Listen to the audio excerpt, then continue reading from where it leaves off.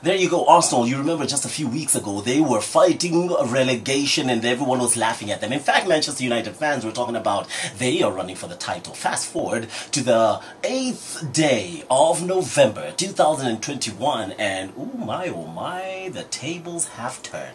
And you have got to stand out and say, Mikel Arteta has done the job that he was supposed to do over the last 1.5 years. Once you find a team that's in shambles, you don't just rebuild it at a whim. Arsenal is not run by oil cash, you know, the likes of Manchester City and now what you're going to see with Newcastle United or Paris Saint-Germain, where you've got this, you know, Persian Gulf parastatals masquerading as football clubs. So what happens is he's done that, and look at the kind of football they're playing, and everyone saying they stand out. For example, who would have thought of somebody like Smith Rowe 6 months ago? This is the player who's standing out. Just pick out that player who's got the talent, give them the belief. That's your work as a coach. You're a human resource manager of 11 people on a pitch and at the same time operations manager.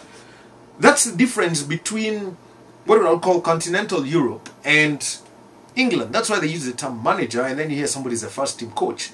It's the thinking. You're in charge of these people, and if you can't get them to move and get their respect, that just doesn't happen. And for Arsenal, they have now changed that. Who thought that at this point in time, 11 matches in, Arsenal will be ahead of Manchester United? After match day 3, Arsenal were down there alongside Norwich and Burnley. Now here they are, and 6 points from the top of the table. 6 points off Chelsea, and the only, you know, sting they got is that goal difference of 0. Yeah.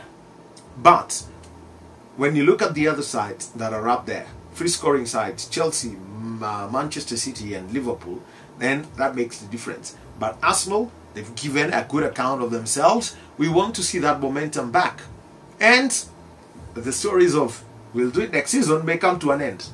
Possibly. And it's good that we have a manager like Mikel Arteta, because we've seen how former players can come in like Pep Guardiola for a club that they love and do magic.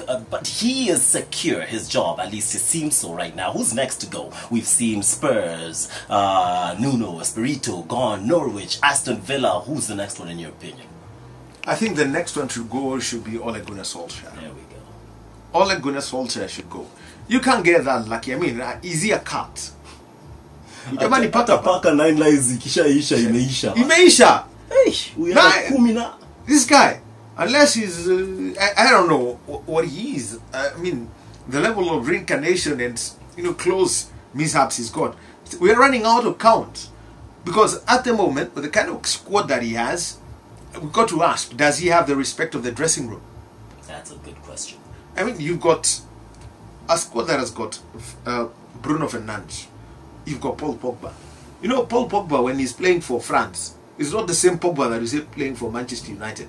Can you imagine that a guy who's working, who's called for, moves from, who works very well in a parastatal, then goes to the private sector where everything is facilitated?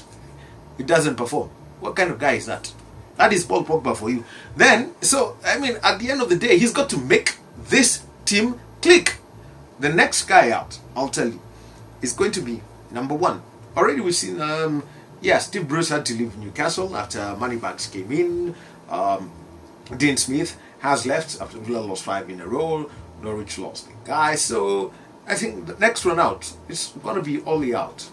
Ole out. Ole out. And if you look at what people are asking is, honestly, with all the talent he got,